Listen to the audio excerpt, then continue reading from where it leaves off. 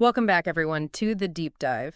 You know, we always try to bring you the most important stories and really get into them in a way that, we can all really process and understand what's happening in the world. Absolutely. And you've brought us a really, quite frankly, a troubling report. This is from Shia Rights Watch. Yes. And it covers human rights violations against Shia Muslims just during March 2025, so just that single month. Right. And it is a deeply disturbing document. It is. So let's jump right into it. I think our goal here should be to really kind of pull out, what are the most critical pieces of information from this report? Yes. For people who haven't read the whole thing. Yeah, absolutely. And I think that that's the most important thing to do with a document this dense is to really try to get at the core of it right and not get lost in the details, even though the details are often important. Right.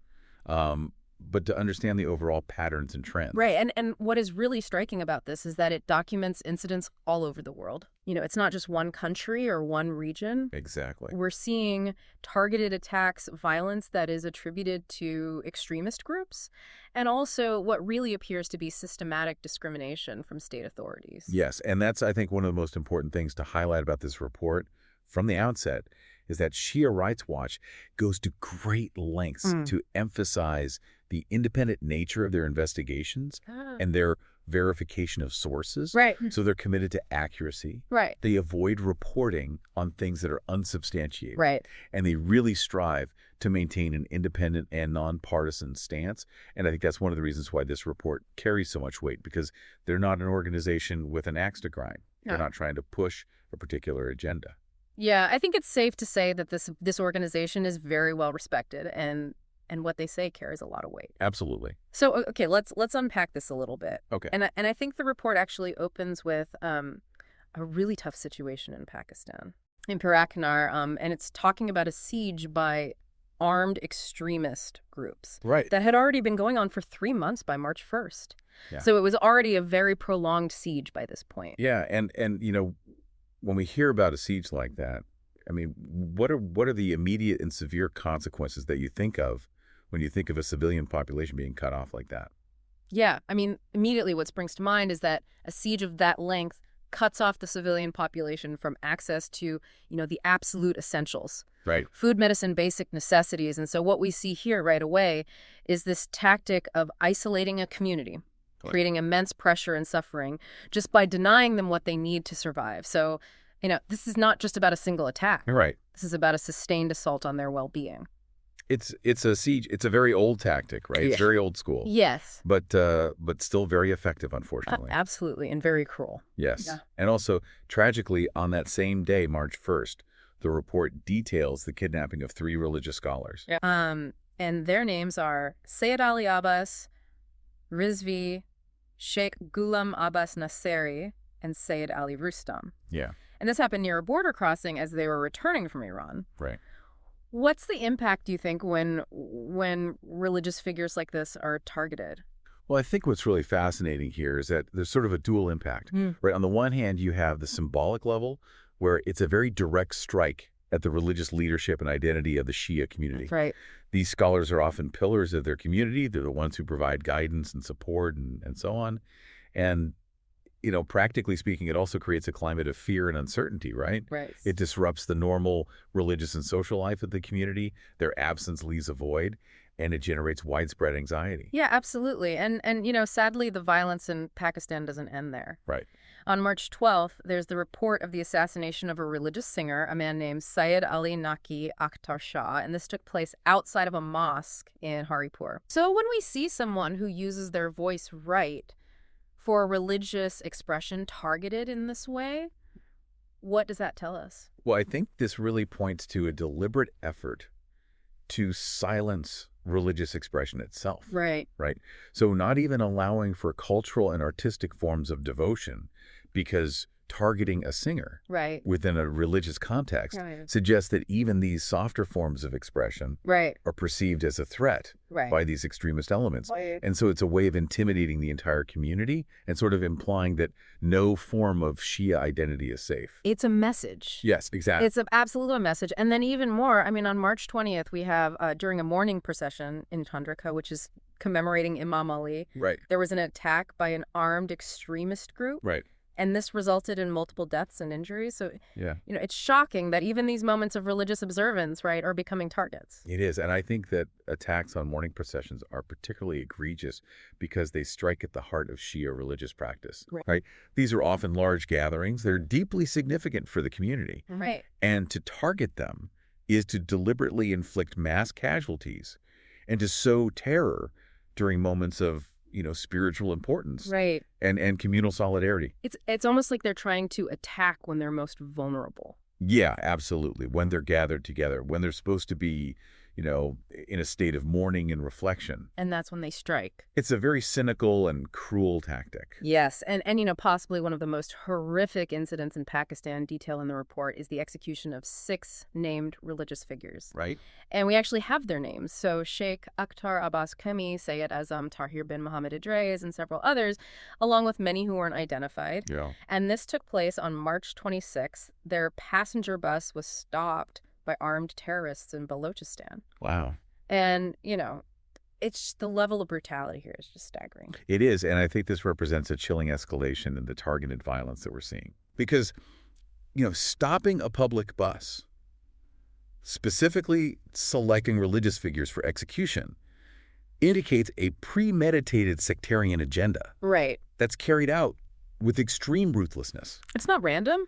No, not at all. And the fact that you have multiple known leaders right. among those killed really sends a clear and terrifying message to the entire Shia community in the region. This is organized. Yeah, it seems to be very organized, and that's what's so frightening about it. And then, towards the end of the month in Pakistan, on March 28th, the report details the destruction of the Imam Ali Mosque in Room Village in Sialkot. Right. And so the minaret and the mihrab were destroyed. Wow. Walls were damaged. Husseini flags, which are very important religious and cultural symbols for Shia Muslims. Yes. These were desecrated and burned. So this is, this goes beyond just the physical damage. It does. An attack on a mosque. Yeah. A profound assault on a community's sacred space, right? They're a place of worship, they're a place of gathering, and the deliberate destruction of these architectural elements, like the minaret, which is the tower from which the call to prayer is made. Right. The mihrab, which indicates the direction of Mecca. Right. Along with, the desecration of these Husseini flags, is intended to deeply wound the religious identity and sense of security of the Shia population. Okay, so we've seen a lot in Pakistan just during this 1 month. That's a lot. Let's move on to Bahrain. Okay. And the report details a different kind of restriction. Sure. The repeated prevention of Shia congregational prayers at the Imam al-Sadiq Mosque in Diraz. Right. And this happened for 4 consecutive Fridays in March. Wow. And the report points out that this was actually the 23rd to 26th consecutive week of such restrictions. Yeah. So it seems like every week this is happening. Yeah. What does this suggest when you see this kind of a pattern? Well, I think what's concerning here is the sustained nature of these restrictions, right? So preventing congregational prayers, especially the Friday prayers, which are so central to, Islamic practice week after week, really points to a deliberate policy. Right. Aimed at curtailing the collective religious practice of the Shia community. It seems intentional. Yes, and it's not just about isolated incidents, right? Yeah. This suggests a systematic denial of a fundamental right to freedom of religion. Okay, well, let's shift gears a little bit geographically and go over to Lebanon. Okay. And, this report documents several violent incidents in Lebanon during March. Yeah. Starting on March 1st, there was an airstrike in Ras Kanania, which resulted in 1 fatality and a number of injuries. Yeah. And then on March 17th, there's an attack in the Bika region. Right. And this was by armed extremist groups. And 5 people were killed, including a child. It's awful. So, these are very direct attacks on civilians. Yeah, and I think these incidents really highlight the precarious security situation for civilians in Lebanon, right? Right. Where they're vulnerable to both, military actions and attacks by extremist groups and, the loss of life, particularly that of a child, really underscores the human cost of these ongoing conflicts. Right. And the pervasive instability in the region. And it just doesn't stop the violence in Lebanon. There was a reported Israeli drone strike on Beershit on March 27th. Right. And that killed 2 people and injured others. And then the very next day, wow, on March 28th, Israeli aircraft bombed the Dahaya area, destroying 2 buildings in the southern suburbs of Beirut. It's relentless. It is. And it really seems like the civilians are the ones who are caught in the crossfire. Yeah, absolutely. And these events really illustrate the volatility and complexity of the security landscape in Lebanon. Right. You have all of these regional conflicts that are sort of playing out and having a direct and devastating impact on the civilian population. And of course, the destruction of homes, the resulting casualties have significant humanitarian consequences for the communities that are affected. Absolutely. Okay, let's completely switch continents now and go over to Nigeria. Oh. And the report details a really troubling incident that took place on March 31st. And this was an alleged attack by the Nigerian army on a peaceful Shia Muslim procession. Oh, wow. And the report states that the army used machine guns, resulting in dozens of casualties. That's terrible. It is. And, if these reports are accurate, this would obviously be a severe violation of, the right to peaceful assembly. Right. The right to religious freedom. Absolutely. And reports of a military, using lethal force against a peaceful religious procession are extremely serious. Mm-hmm. The alleged use of machine guns on unarmed civilians would constitute a grave human rights violation. Right. And it demands a thorough and impartial investigation to really establish the facts and ensure accountability. Absolutely. Okay, so finally, let's get to Syria. Okay. And, as we mentioned at the top, this section of the report is very extensive. It is. And it's deeply disturbing. Yes. It really starts on March 1st with a raid on a refugee shelter in Homs. Wow. And this was by armed extremist factions, and it led to the arrest of dozens of displaced Shia youth and men. It's just awful. It is, and it's targeting this vulnerable population, right? The refugee population. Yeah, and the fact that it's a refugee shelter that's being targeted. Right. And that the individuals who were arrested were specifically displaced Shia youth, and men immediately raises concerns about, discriminatory intent. Right. These are people who are already in a very precarious situation. Right. To be subjected to further violence and arrest is particularly reprehensible.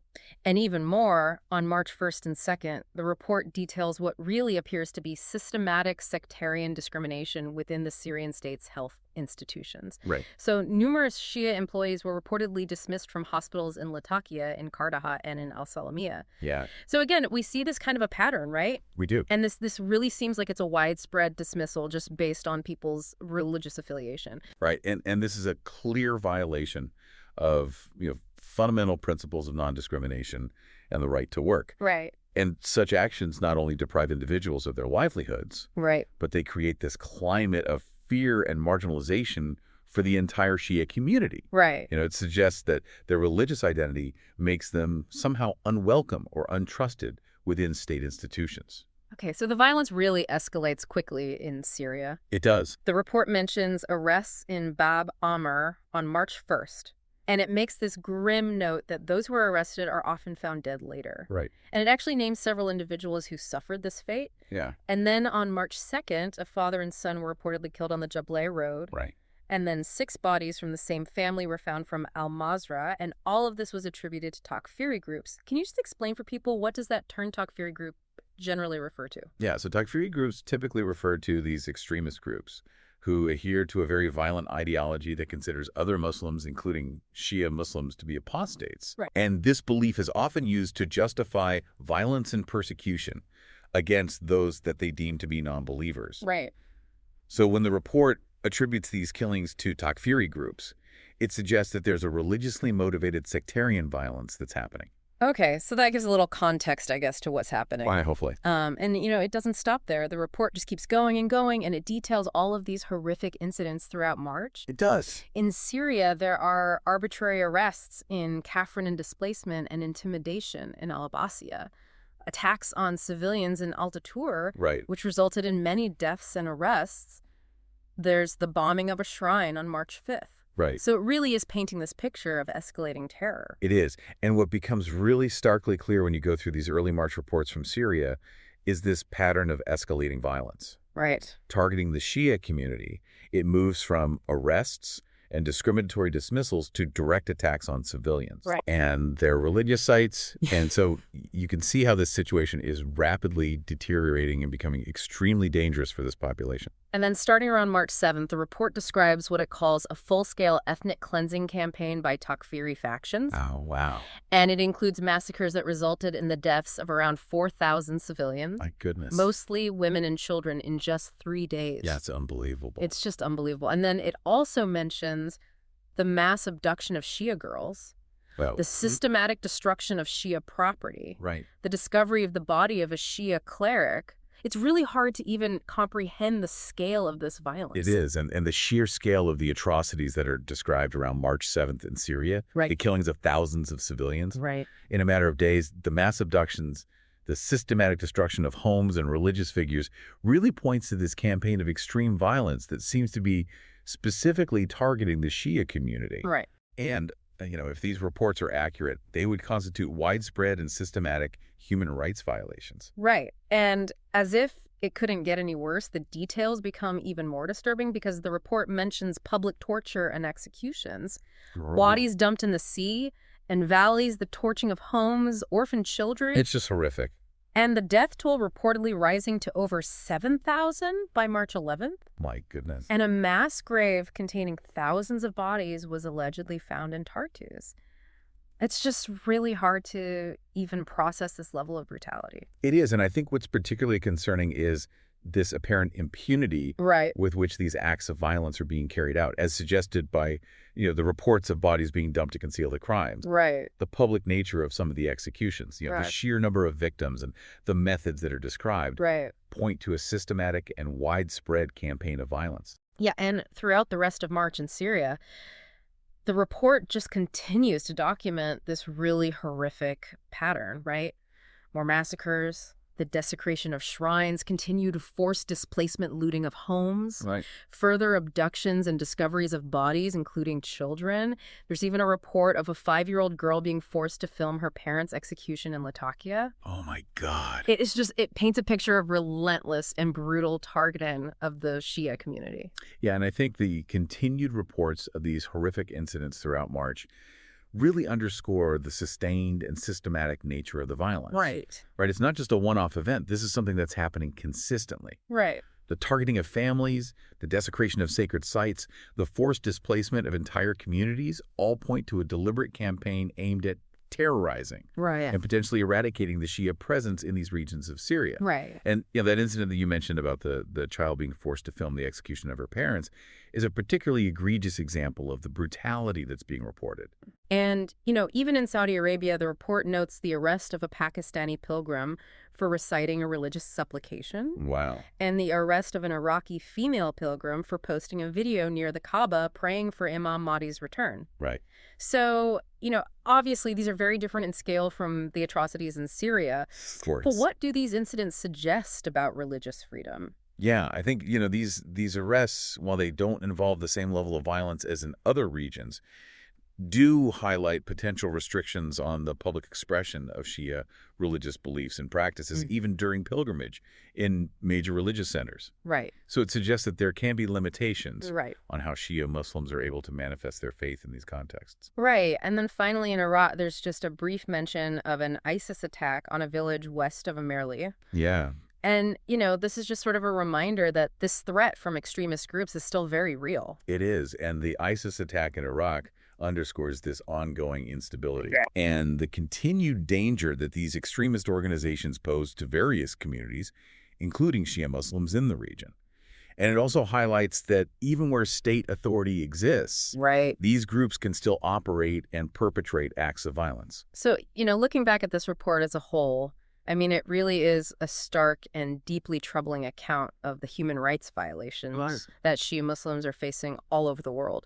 Just during this 1 month of March 2025. It's a lot to take in. It really is. And the range of these violations is really quite something, from the siege in Pakistan to the mass killings in Syria, the restrictions on prayer in Bahrain, the violent attacks in Lebanon and Nigeria. It's really devastating. It is. And I think what becomes overwhelmingly clear is the breadth and severity of the abuses that are documented in just this single month. It encompasses targeted killings, abductions, systematic discrimination, severe restrictions on religious freedom, and mass violence on an almost unimaginable scale, particularly in Syria. And so I think this report really underscores the vulnerability of Shia communities in various parts of the world. And, certain incidents, as you said, really are particularly disturbing, and they really leave a lasting impression. We talked about the execution of bus passengers in Pakistan, the forced filming of a child's parents' execution in Syria. Just awful. The reported dumping of thousands of bodies into the sea, the sustained prevention of communal prayer in Bahrain. Right. These aren't just data points, you know. They're not. These represent really immense human suffering. Yeah, and I think these specific examples that you mentioned really bring the human cost of these violations into sharp focus. Right. They illustrate the brutality and the deliberate targeting of Shia individuals and communities, Right. and the impact that it has not only on their physical safety, but also on their fundamental rights to religious freedom, right, to security, to human dignity. And it's so important to note, as the report itself does, the different contexts in which these violations are occurring. Yes. Because in some cases, it's clearly the actions of extremist groups. Right. While in other cases, there are very serious allegations of state actors being involved in discrimination and violence. Right. So, this complexity really highlights the multifaceted nature of the challenges that Shia Muslims are facing around the world. Yeah, that's a crucial observation. And, the report indicates that these human rights violations against Shia Muslims are perpetrated by a range of actors. Right? You have non-state entities like extremist groups. Right. But you also have allegations of state authorities. Right. Certain countries being involved. And I think understanding this distinction is vital for grasping the different drivers of persecution and for developing appropriate responses. Because obviously the response to a state actor is going to be different than the response to a non-state actor. Absolutely. So, as we wrap up this deep dive into the Shia Rights Watch report for March 2025, I guess the question for all of us is, what broader implications do these findings have for our understanding of human rights and religious freedom in the world today? What questions does this raise for you about the challenges faced by minority religious communities? Well, I think this report raises profound and deeply troubling questions about the state of human rights and religious freedom globally. Yeah. It strongly suggests that minority religious communities, as exemplified here by Shia Muslims, continue to face significant threats of violence, discrimination, and persecution in various forms and in different parts of the world. And it underscores the urgent and ongoing need for greater international attention to these issues, for accountability for these violations, and for concerted efforts to protect religious minorities and to combat sectarianism and extremism in all its manifestations. And I think, the sheer scale and brutality of some of the reported events, particularly in Syria, really compel us to consider what more can be done to prevent such widespread human suffering and to ensure the fundamental rights and safety of all religious communities. Yeah, I think that's a good place to leave it.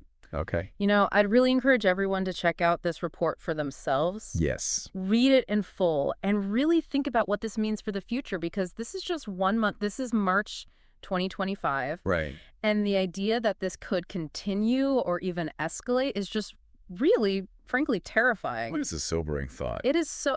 Thank you so much for bringing this to our attention. Of course. And we will be back next time with another deep dive into the most important stories affecting all of us. Absolutely looking forward to it. Okay. Thanks, everyone. Thank you.